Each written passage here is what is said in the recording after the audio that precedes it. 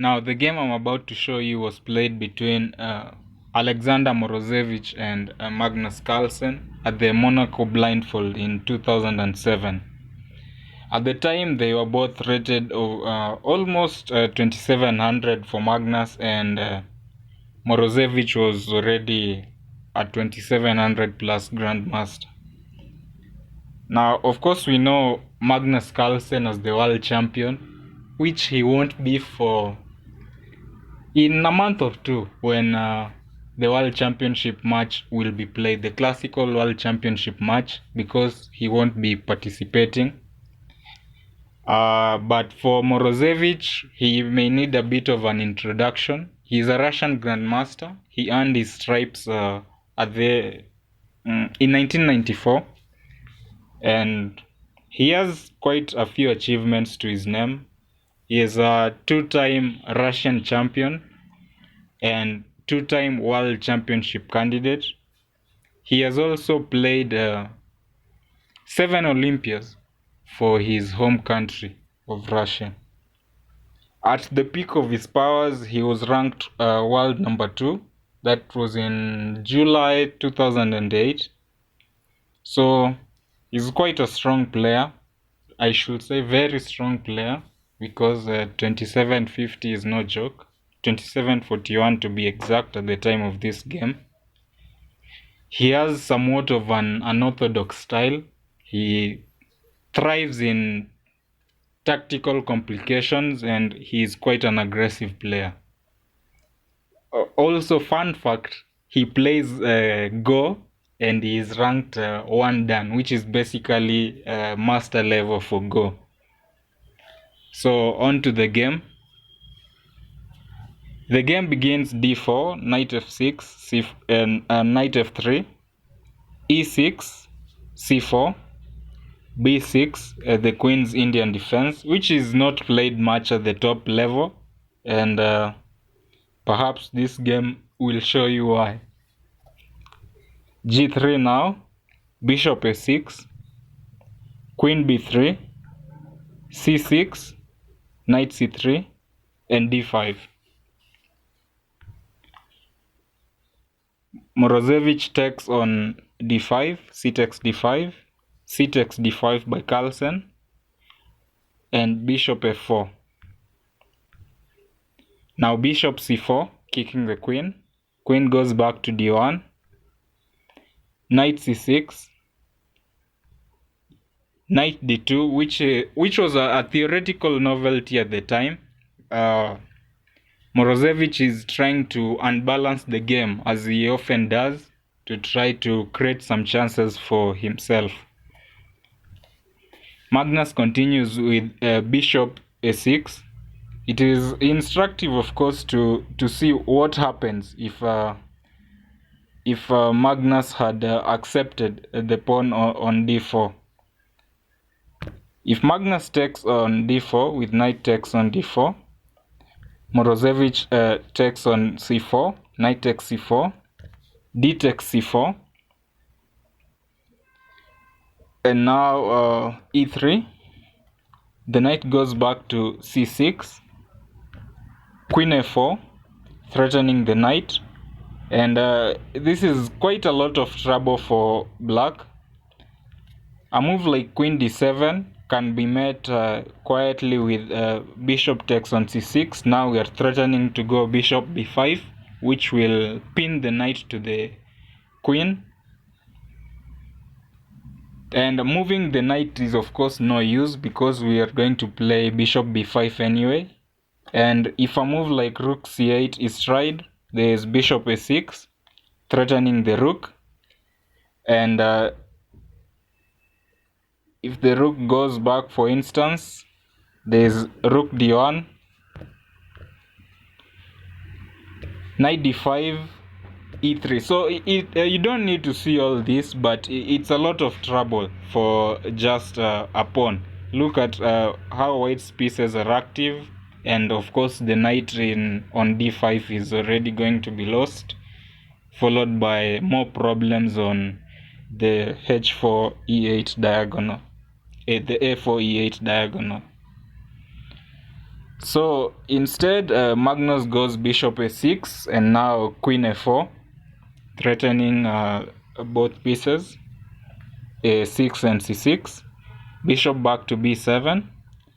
Now knight b5 going in, and king d7, which is a brilliant defensive move by Magnus, because a move like rook c8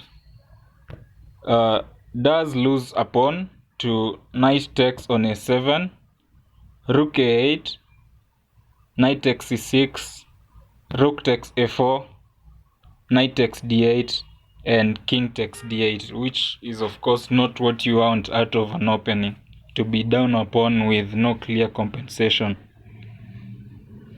So the game continues, bishop g2 by Morozevich after king d7,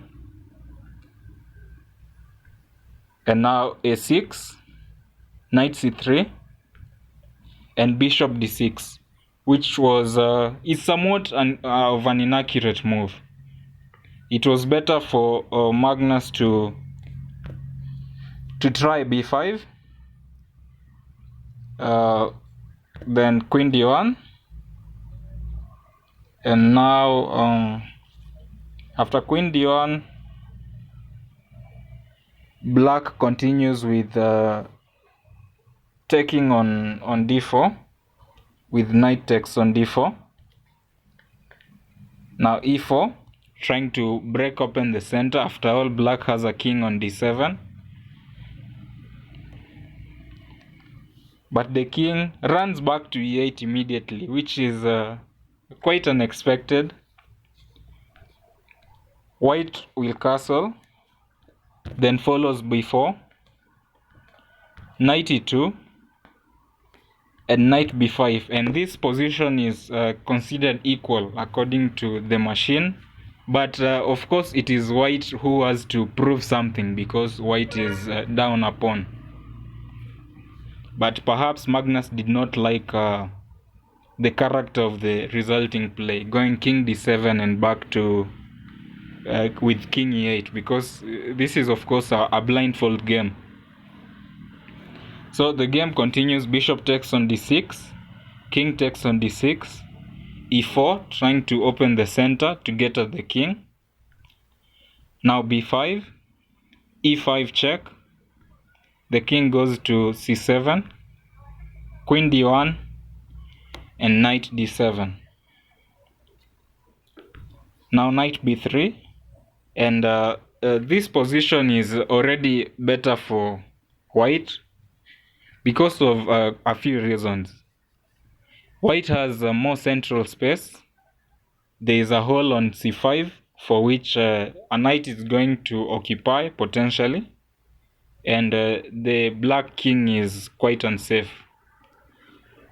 The light square bishop on b7 is also somewhat of a weak piece.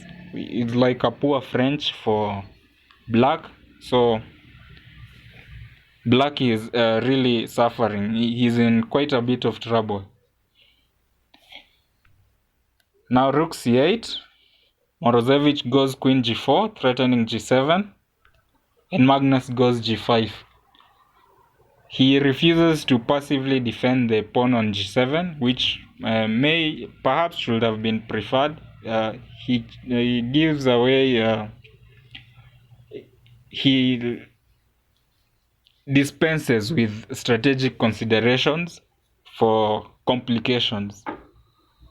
So Morozevich goes f4, opening the f file for his potential rook on f1 after he castles. Now h6, defending g5, and Morozevich castles kingside.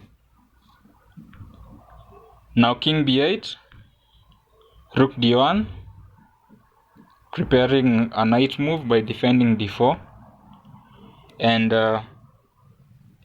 Carlsen goes king a8, which is not a very good move, because he is giving up the f-pawn. It was better to try a move like rook c7 with a similar plan to the one he played in the game. Now Morozevich takes on g5 with f takes on g5, h takes on g5, and he takes on f7. And knight takes on e5, now creating or attempting to create confusion in Morozevich's mind. But let us see whether Morozevich is confused by this. This is a blindfold game, you should remember. So he takes on e5, queen b6 check, knight d4, and knight takes on e5, forking the queen on g4 and the rook on f7. Rook takes on b7, which is a brilliant move. The answer, of course, now we have gotten to our question whether Morozevich was confused by the knight sack on e5 is, of course, no. He wasn't confused. He sees everything. King takes on b7. Now he goes queen takes on e6, queen takes on e6, and knight takes on e6. It is instructive to note that if Morozevich had taken immediately on e6, with queen takes on e6, he simply loses an exchange, and the endgame is lost for him, because after the trade of queens on e6, black takes the knight on f7. So this is not desirable for Morozevich, who is, of course, practically and objectively better. So queen takes on e6 after the rook sack on the exchange on b7, knight takes on e6 and g4. Knight f4, king a7, rook takes on d5, knight f3 check, bishop takes on f3, g takes on f3, rook d7 check, the king goes to b8, and now h4. Passed pawns must be pushed. Now b4 by Magnus, knight e4, and rook c2. Morozevich comes back with rook d2. Rook c8 reinforces the rook on c2, and Morozevich trades on c2, and he goes h4. He calculates that this Magnus rook infiltration on c2 is simply donkey kicks. They won't work, and his h-pawn will be too fast. So the game continues. Rook takes on b2, h6, rook b1 check, king h2, rook b2 check, king h3, rook b1, and king g4, which is very strong because of the next move. Now rook h1 going after the pawn. Can you see the move? In 3, 2, 1. It's a simple move. Knight h3, interference, the h-pawn will queen. Knight h5 was equally strong. Morozevich goes f2. The pawn is grabbed, and Carlsen simply resigns. A brilliant game by Morozevich, showing who is boss in Blindfold in 2007. He finished, I think, second at this tournament, the Monaco Blindfold Tournament 2007.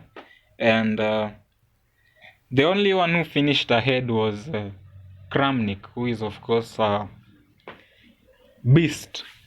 He was world champion. And thank you for watching the game, and I'll see you in the next